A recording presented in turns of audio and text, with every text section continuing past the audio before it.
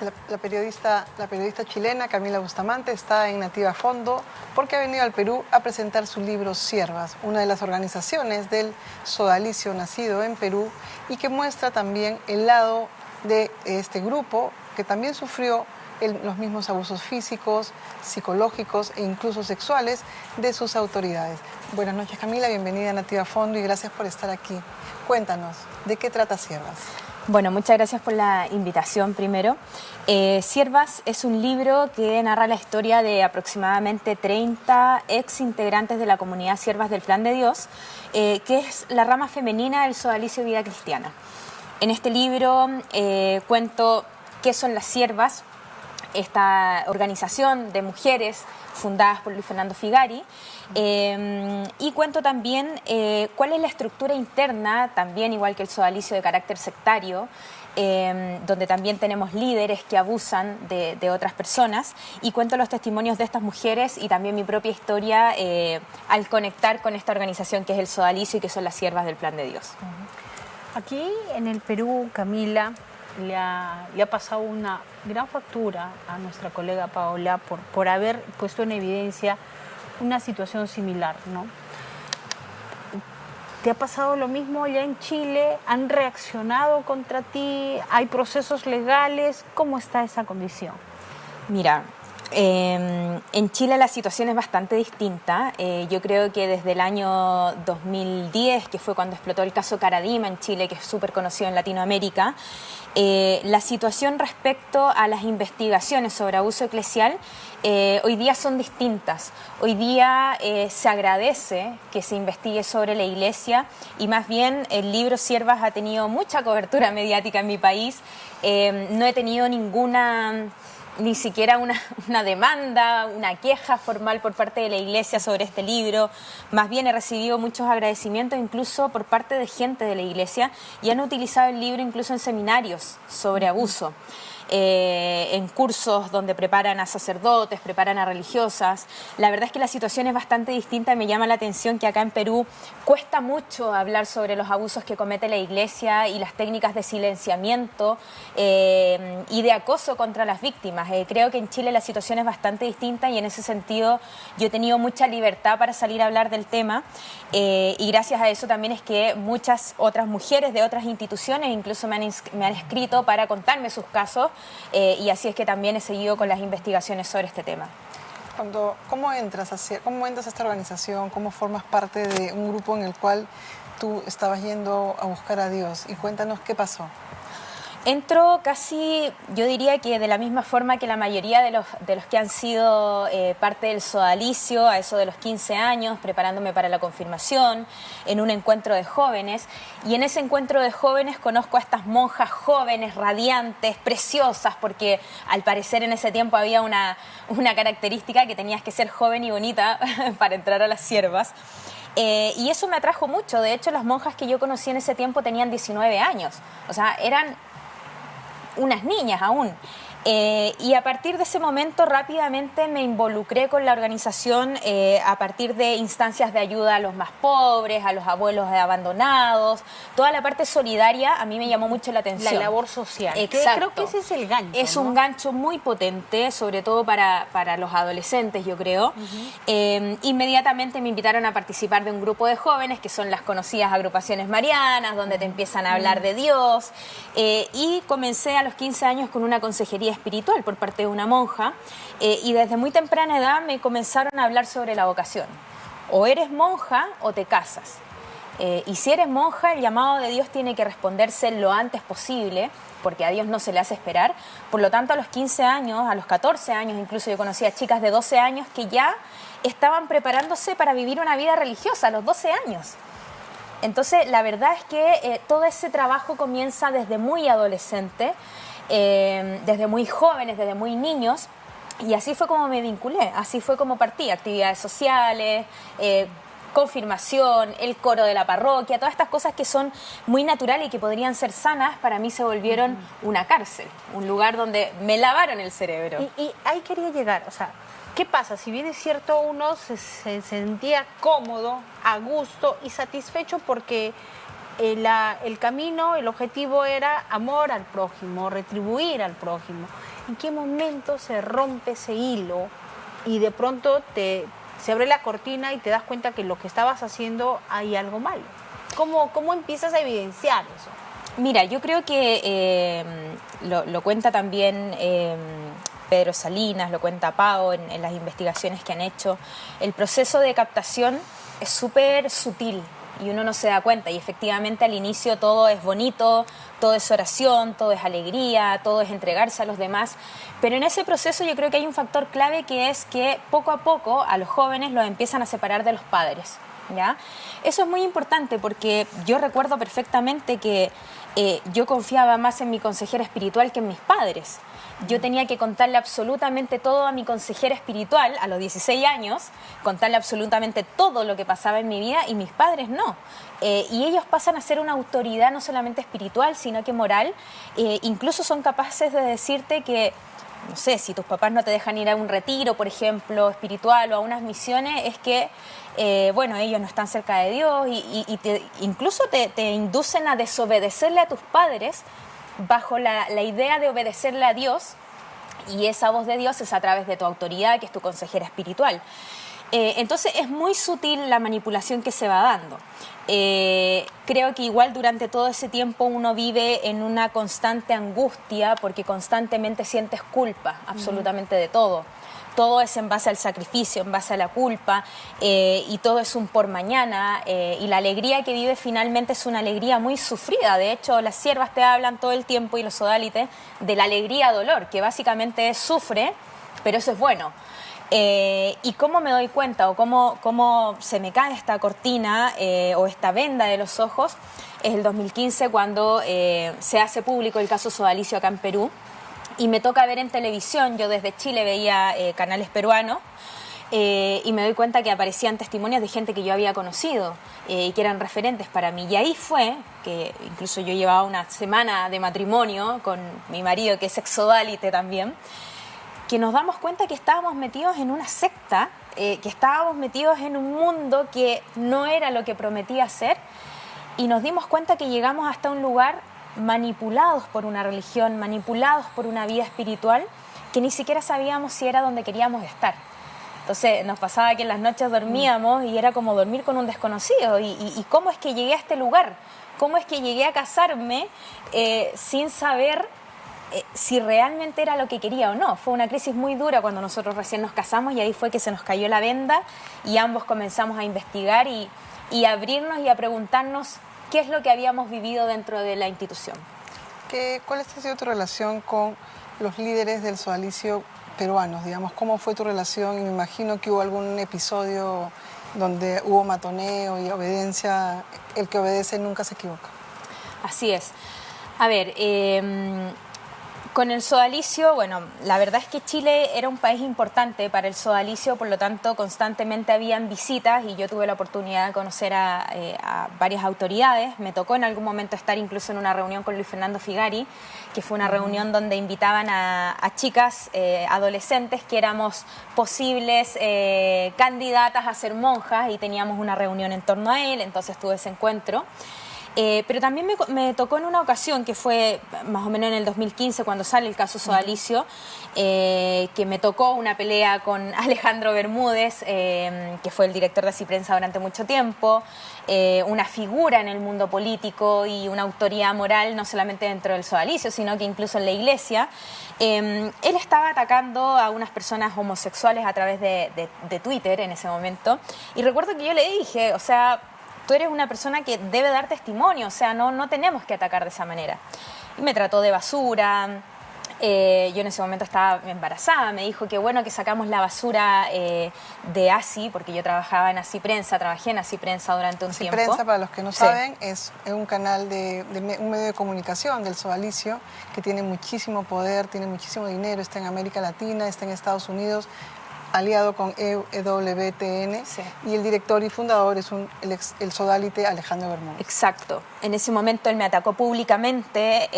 ¿Y estabas embarazada? Estaba embarazada, me dijo que era una basura, varias cosas, la verdad, a través de redes sociales. Eso generó una pugna. Yo creo que por primera vez a nivel de redes sociales dentro del sodalicio, y había gente del movimiento de vida cristiana que me atacaba, otros que me defendían.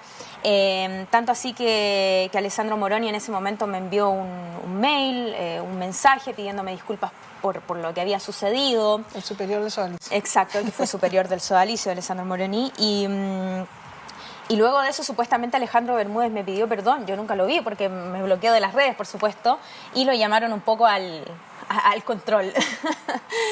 Ese fue como un encuentro que tuvimos a partir de levantar la voz sobre algo natural, que es como no podemos atacarnos entre nosotros, y la verdad es que salí hacia atrás en esa conversación y me atacó muy fuerte. Ahora, ¿cómo así empieza este libro, Siervas? O sea, luego de esta experiencia desagradable, ¿cómo empiezas de pronto a ver de que no solamente fuiste tú como persona, sino que detrás de ti hay una infinidad de casos, y también entiendo yo que debe de haber casos terribles? Terribles, incluso de abuso sexual. Parte por un proceso personal, que es descubrir que yo también fui víctima de abuso espiritual, de manipulación. Con mi marido comenzamos un proceso de entendernos, de conocernos nuevamente, incluso de enamorarnos nuevamente, porque no nos conocíamos sin la sombra del sodalicio. Y la verdad es que en Chile pasó algo muy interesante cuando explotó el caso sodalicio, y fue que en la parroquia, en una de las parroquias que el sodalicio tenía en Chile, los jóvenes comenzamos a pedir muchas explicaciones sobre lo que estaba sucediendo. Ya veníamos con la experiencia del caso Caradima, por lo tanto teníamos quizás más libertad y más atrevimiento en términos de pedir explicaciones sobre lo que estaba pasando en la iglesia, y se generó un grupo donde comenzamos a empujar un poquitito más el asunto, qué es lo que está pasando, dennos explicaciones, y ahí fue que yo comencé a decir, oye, esto que está pasando en el sodalicio está pasando con las monjas, con las siervas, siendo parte yo de la institución aún. De hecho, yo te diría que mi primer impulso fue tratemos de cambiar las cosas desde adentro, y yo les dije a las autoridades de las siervas, hagamos algo ahora para que en unos años más no pase lo que ha pasado con el sodalicio. Este es el momento de frenar las cosas, de que veamos si es que hay chicas que han sufrido alguna situación. Y no me hicieron caso, más bien me trataron bastante mal después de que yo publiqué un reportaje en Chile el 2017 sobre los casos de abuso de las monjas. Prácticamente me echaron de la parroquia, viajó una monja del Consejo Superior, dijeron que no iban a pedir nunca perdón público porque esto eran algunos errores, pero que en realidad ellas nunca han querido hacer daño, ellas no se consagraron para dañar a la gente, y partió así. Y en ese momento fue que muchas chicas me empezaron a contactar, oye, a mí me pasó esto, me pasó tal cosa, ninguna queriendo hablar con nombre porque le daba miedo, y ahí fue que me contactó la editorial para escribir un libro que me demoré 5 años, por la investigación, que fue muy dura, pero también por tomar la decisión de exponerme yo en el libro. Claro, Sí. porque ahí viene la siguiente pregunta. Ok, o sea, tu máximo castigo por evidenciar esto fue que te expulsen y que te digan, no, hasta aquí nomás, no, tú ya no eres parte del grupo. O sea, no hubo ningún proceso legal. ¿Qué hizo la iglesia en ese momento? Porque nada. Aquí en el Perú se horrorizaron y empezaron con una técnica que ya pues Paola sabe muy bien qué es lo que ha sucedido en este país. Mira, el 2016 en Chile hubo una primera queja formal en el Arzobispado de Santiago en contra de las siervas del Plan de Dios. En ese momento el Arzobispado llamó a terreno a las siervas, les pidió hacer unos cursos sobre consejería espiritual. Eran 10 cursos, ellas hicieron 3 porque el Consejo Superior acá en Lima no estuvo de acuerdo con esta acción, entre esa Andrea García, que fue una de las grandes monjas, de las más importantes, casi fundadora con Luis Fernando de las siervas. Y después de eso no pasó nada, absolutamente nada. Salió el reportaje, desde Chile una ex sierva envió una carta a Roma que nunca tuvo respuesta. Fue un investigador del sodalicio a Chile, habló con una ex sierva, tampoco, nunca pasó nada. Siempre el tema de las mujeres quedó relegado. siempre se trató el caso sodalicio como estos hombres que fueron abusados, pero nunca se tomó en la totalidad y a las mujeres siempre se les dejó silenciadas, no solamente como la cultura normal del sodalicio del movimiento siempre suele relegar a la mujer, en ese sentido tiene una mirada bastante machista, sino que a la hora de abordar los abusos también. Y el 2022 en Chile ya se hizo una denuncia formal ante el Arzobispado de Santiago que permitió que se activaran las denuncias acá en Lima también. Como las siervas pertenecen al Arzobispado de Lima, como en términos burocráticos, el Arzobispado de Santiago tuvo que contactarse con el Arzobispado de Lima para que se activara una investigación más formal que también había sido varias veces iniciada, pero estancada y nunca pasaba nada. ¿Cuál es el papel de Andrea García dentro de las siervas? Mira, Andrea García es la primera sierva, fue escogida por Luis Fernando Figari para armar este primer grupo de monjas. Andrea García es una de las principales abusadoras en las siervas del Plan de Dios. Ella dejó de ser monja el 2019, luego de que fue perdiendo poder dentro de la institución. Ella era el Luis Fernando de las siervas. O sea, todas las que queríamos ser monjas teníamos que pasar por ella para que ella nos dijera si teníamos vocación o no. Ella era el filtro. Ella era el filtro, exactamente. Por lo tanto, era un personaje muy importante y hasta el último día se le rindió homenaje. El 2019, cuando ella dejó de ser sierva, se retiró en aplausos. Y luego ya comenzaron los abusos. Y hace poquitos días las siervas enviaron una carta a ex integrantes y uno de los puntos de esa carta decía que se arrepentían de haber agradecido tanto a Andrea García, que era una de las principales denunciadas en el caso. ¿Qué cosas tenían que hacer para convertirse en siervas y cómo aprovechó Andrea García de ese poder? ¿Qué cosas había que hacer para ser sierva? Someterse absolutamente a la autoridad de las monjas, tal como en el sodalicio la autoridad, la obediencia es la columna vertebral de la institución.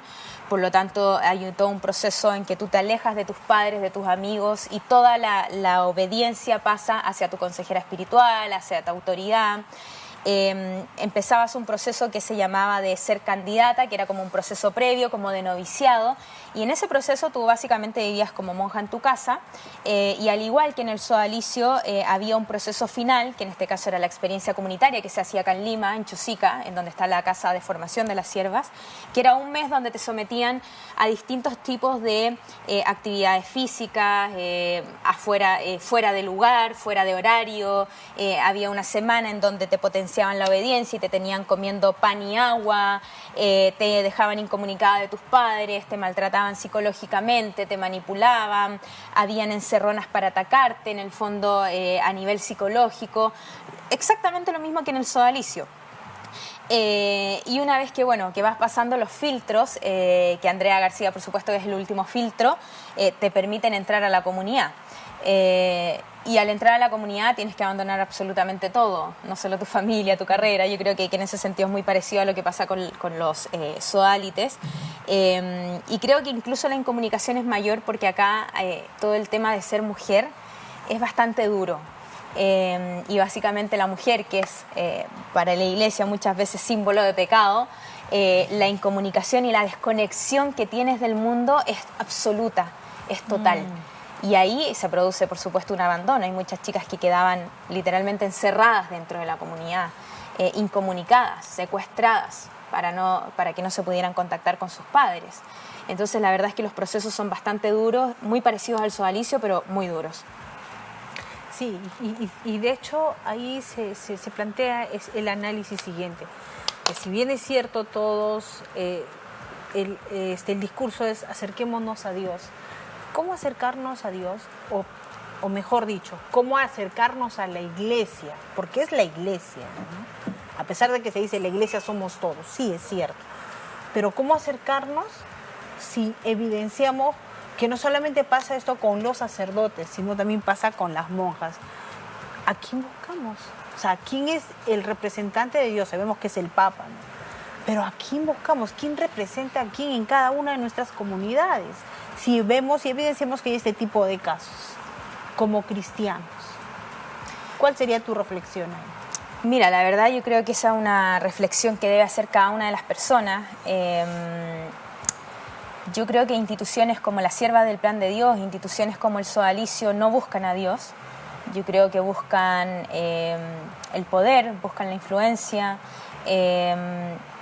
buscan ser un número relevante que influye en la sociedad, que marque un hito. Pero cuando tú empiezas a profundizar en qué es esta institución, qué es lo que la impulsa, te das cuenta que la Sierva del Plan de Dios no está Dios. El fondo de la Sierva del Plan de Dios es Luis Fernando Figari, y sabemos que Luis Fernando Figari es un abusador.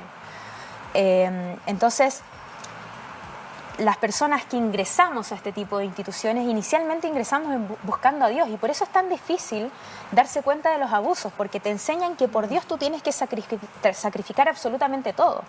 Y en el caso de las mujeres hay una cultura natural de nuestra sociedad en que la mujer está hecha para el sacrificio por los demás, está hecha para estar en la cruz junto a Jesús, como dicen los evangelios. Entonces el sometimiento al sacrificio y al dolor es mucho más fuerte. Y eso permite que se generen distintos tipos de abusos, como ha pasado en las siervas, incluso abusos de índole sexual, que es muy terrible. Entonces yo creo que en instituciones como esa no está la búsqueda de Dios. Entonces, los procesos de Chile, lo que nos acabas de decir es que se tienen que definir en el Perú, ¿no es cierto? Y eso, digamos, depende del arzobispo de Lima, Carlos Castillo. Sí, mira, lo que pasa es que como las siervas pertenecen al arzobispado de Lima, las denuncias que se hagan en Chile, en Ecuador, en Colombia, en cualquier país, no sirven de nada.